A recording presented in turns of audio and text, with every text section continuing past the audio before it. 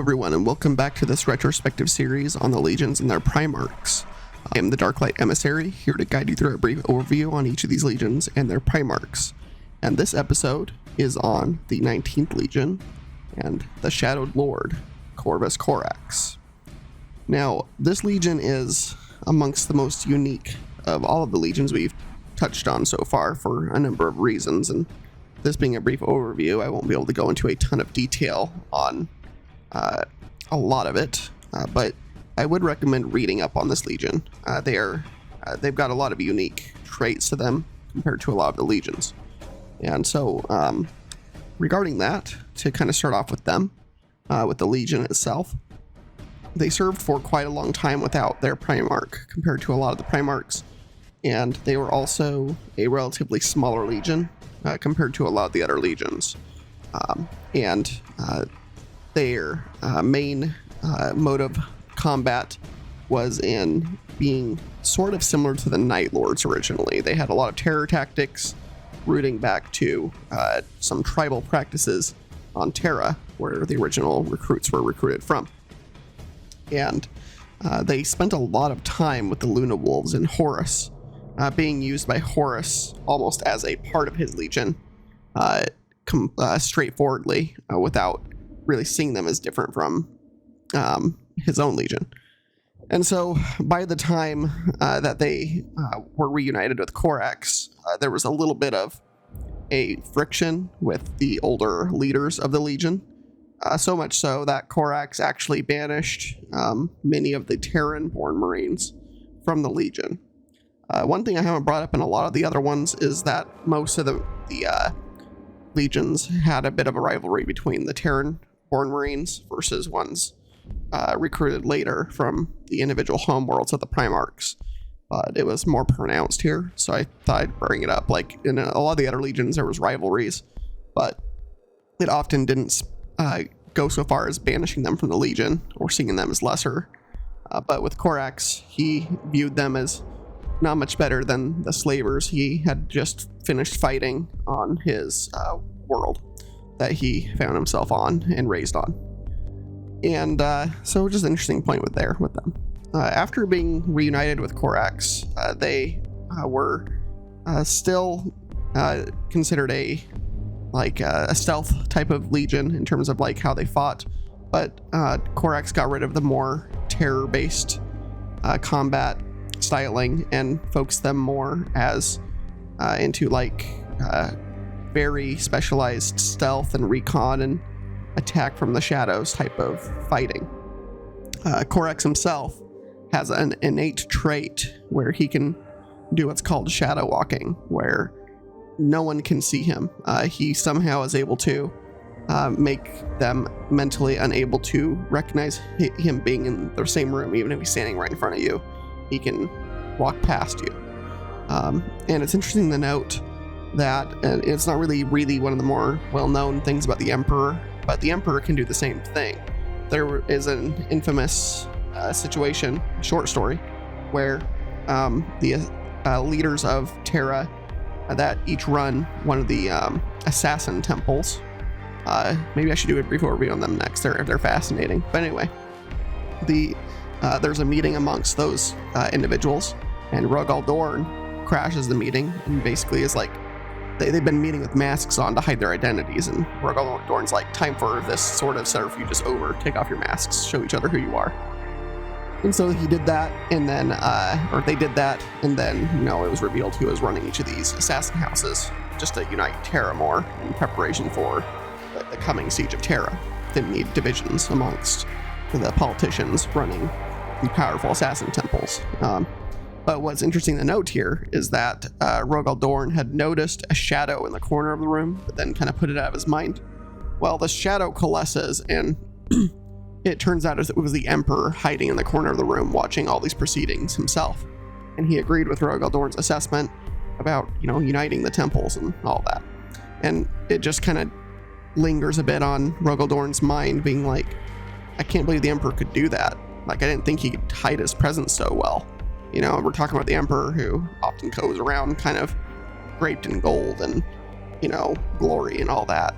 but he could thoroughly hide himself too. And it's just important to realize that, because Corax is a son of the Emperor like the rest, but he definitely takes after the Emperor's willingness to be unseen when he wants to be. And just kind of an important note there, I think. And so Corax, he is, as a Primarch, he is very subdued, very brooding, a quiet thinker type of Primarch. He seemingly seems more trusted by the Emperor than some of the other Primarchs.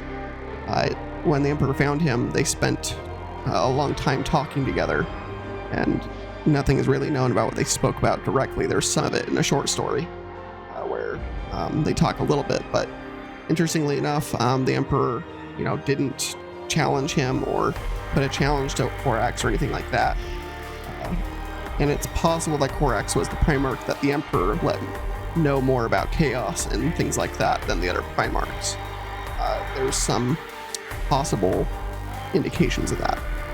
And so after they're reuniting with their Primarch, Corax set about making them the best infiltrators and special forces type of soldiers imaginable, even amongst the Astartes. They were used to destroy enemies before they even knew what happened. Oftentimes, the enemies never even saw the Raven Guard until they were done with what they had done. You wouldn't see them until you were dead type of situation. They had more specialized armor sets and technology, because the world that Corax was from was actually a forge world. But it was a forge world that never was part of the Mechanicum of Mars. And due to their influence from the Raven Guard, they never really were taken back control of by the Mechanicum. And so the forge masters of this forge world are able to craft innovative technologies and things custom made for the Raven Guard, which a lot of legions don't have nearly the access to. Another unique trait to the Raven Guard and Corax is that there is a Titan Legion stationed on this world. The Raven Guard actually have a Titan Legion that they can call upon, which is kind of unique. I don't know of another legion that really has a specific Titan Legion tied to them. I guess you can say the Sons of Horus or the Black Legion have Legio Mortis. That's probably the most well-known eventual traitor Titan Legio. But the loyalist Titan Legions tend to kind of just follow their own paths, and I don't know of any other one with such a close relationship with the Legion or chapter later on. And so one of the other unique things with Corax and this Legion is that they eventually had they did a war with Horus, who is now War Master at the time. And very long story short, the War Master basically sent them into a meat grinder that Corax had called out was going to be the case. But Horus wanted to still do it, so they did it. And it brought Corax's legion numbers down. And afterwards, though, most of the Terran Marines in his legion were destroyed in this fighting. And so the lodges, which Erebus of the Wordbearers had set up to help secrete chaos into, betraying the Imperium, did not take hold in this legion, because pretty much all the Terran Marines and leadership that actually liked Horus a lot, since they spent, over 100 years working with him, were now dead. And afterwards, Corax actually had a lot of bitterness for Horus. So he's probably the only Primarch out of all of them that really disliked Horus after this event. Even though Horus was pretty much well liked by all of his brothers, except for this one point. And so this was both a benefit to the Raven Guard, but also a not so good benefit, because the Raven Guard and Corax were the third legion to go to their deaths in the Dropside Massacre on Istvan V. The Raven Guard and Corax were the ones that originally brought that system into compliance to begin with, and so they returned along with the Salamanders and Iron Hands, and they were similarly savaged by the traders on the Black Sands of Istvan V. And they were primarily fighting the Word Bearers, and got decimated down from over 80,000 Space Marines down to a max of about 4,000 left afterwards. Corax, however, avoided the fate of Vulcan. He wasn't taken captive. Him being able to shadow walk, he was able to kind of walk amongst the traders and observe their strategies and see the many depravities they were visiting upon the loyalists, and he was able to lead a portion of his men in a running, gunning stealth fight for over a month plus. Now, part of that is due to their abilities on stealth and, just being able to avoid conflict when they want to. But another unique thing about the Raven Guard is they were set up in kind of a trap by our next Legion after this one, the Alpha Legion. The Alpha Legion and Alfarius requested that the Raven Guard be allowed to leave Istvan V. And the Alpha Legion had found dead Raven Guard and took the faces off of them and put them on operatives of Alpha Legionnaires, who took up the black armor of Raven Guard and then infiltrated the Legion. And so the Raven Guard were allowed to leave the planet. On Corax's perspective, that was miraculous, but it was actually a plan hatched by Alfarius, and they left. Corax, of course, was in shock over his Legion's death and the traitors of his brothers. One thing I'll note about Istvan V before we move on here is that Corax basically left Istvan V blaming Lorgar and the Word Bearers for most of his Legion's deaths. He almost killed Lorgar in single combat and was stopped by Conrad Kurtz of the Night Lords. So that's something to keep in mind for a little bit in the future here. So Corax is actually able to make his way back to Terra. He wants to have an audience with the Emperor, who is currently preoccupied with the Webway portal underneath the palace being breached by Magnus the Red, so he's unable to meet with him directly, but the Emperor does spend some psychic power to meet with Corax mentally, and he tells Corax where to get some gene seed creating gear in a labyrinth on Luna, on the moon. And again, it kind of speaks to some kind of deeper relationship between these two that we aren't really privy to a ton of, but so Corax goes, finds this equipment, and he takes it back to his home planet, Deliverance. And basically, these machines are kind of creating a pseudo Primaris Marine. They create them faster, they create them stronger than original gene stock Marines. And the first trial runs are great news for the Legion. They could have possibly rearmed and gotten up to a decent amount of strength pretty quickly to help out in the rest of the Heresy era, but that wasn't meant to be, because the Alpha Legion was, of course, infiltrated into the Legion and saw this new equipment, and they were given a demonic virus by the Dark Mechanicum to infect the process and make Corax decide that it was not worth it. And so it destabilized the Raven Guard gene seed, created monsters that the Raven Guard used for a time, but then Corax eventually executed all of these mutated Raven Guard. The Alpha Legion stole the technology, and as far as we know, speculation base wise to me, I believe this equipment was taken and used by the Alpha Legion directly. And I believe that, and we'll talk about this more in theirs, I believe that makes the Alpha Legion possibly the most populous Legion in existence. And that'd be fitting for them, as well as, they have better Marines than a lot of other Legions do, even up to the 40k era, possibly.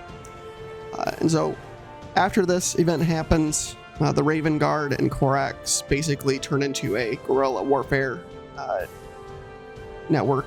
They rally loyalists to them throughout the Imperium, and they go and take down any traitor strongholds and places they can find. That's how they spend the rest of the Heresy era, is by using their stealth ability to hit any trader supply lines and forces that they can to, cut away any extra forces that could have reached Horus for the Siege of Terra that was coming up. And that's really how they spend the rest of their time. And so after the Heresy, they take part in the Scouring as well, I imagine, helping to push the traders into the Eye of Terror. And then for a time afterwards, Corax leads his legion. He agrees with the Codex Astartes established by Robot Guilliman. And then after he executes the final failed versions of his Marines, he locks himself in a tower for a while, for about a year, without talking to anybody. And then when he leaves his tower, he just utters the word nevermore and then takes a ship and flies into the Eye of Terror and was not heard from for a long time after that. But in this case, instead of just going missing like Vulcan did or Russ, he actually returns in a short story during sometime between 30k to 40k era. He arrives in the warp on a word-bearer's planet and is terrorizing the heck out of them. But he's no longer just in his physical form. He seems to have been mutated, or his true self is showing through. It's always been thought that the Primarchs are some sort of warp beings that the Emperor repurposed into human shells. And this kind of lends credence to that theory and speculation. Corax is basically this giant black shadow that moves around and can turn into a giant murder of crows and ravens. Or maybe just ravens. I mean, he is a Raven Guard guy, not crows really. But he's just all blades and can dissipate into this shadow form. And he's just destroying wordbearers, and they're just being terrorized by him. And Lorgar himself actually comes out of his basilica, where he's been hiding for a long time, and he fights Corax directly. But as mentioned in Lorgar's overview, he was told that if he fights Corax in a stand-up fight, he would die. And so he does give a effort against Corax, but Corax has the upper hand the entire time. And eventually, Lorgar retreats back into his basilica and seals himself behind a door. And this giant black obsidian door just has two runes on the front of it that glow that say deny fate. So it seems like it's almost like a panic room for this eventuality, where it's possible Lorgar saw that Corax was coming for him. And so Corax vows that he's going to, get Lorgar no matter what. And apparently Lorgar is back out and running around again. So I would imagine that Corax is not far behind, looking for the perfect spot to strike, because Corax is often seen as kind of subdued, but when roused to fury, Lorgar, when he looked into his brother's eyes on his Fun 5, he saw a rage he didn't know that Corax possessed. And he saw it again in the Eye of Terror in this fight. And so, but that being said, Corax is still a creature of shadow, and just like his legion, who, you don't know when they're going to arrive and take you out. Lorgar himself is probably constantly looking over his shoulder, wondering when and where the Lord of Shadow will come out of next to try to take his due from the Golden One. So that's kind of where we're at in the 40k era. The Raven Guard and their successor chapters have been relatively active. They are still, there's quite a few of their successor chapters. Some are less known than others. There's some speculation on some being their successors without it really being known. But they also gained some Primaris troops as well, with the reveal of those newer Marines, things like that. And they continue much in the traditions of Corax and their legion of being stealth and behind enemy line specialists, being your assassins, your advanced scouts, being able to, even though you're this giant super soldier being able to hide in darkness and no one even knows you're there until you decide to reveal yourself. And so that's really it for the 19th Legion and the Raven Guard. I forgot how much I liked them after reading through them again. They are near the top of my Legion choice, I think, because I tend to like the stealthy, in the shadows type of fighters. And just the thought of something as big as Corax or a Space Marine being stealthy is just spooky, like they shouldn't be stealthy is the idea. And yet, you've got armor that runs silent on Raven Guard, and they're a fascinating Legion that way.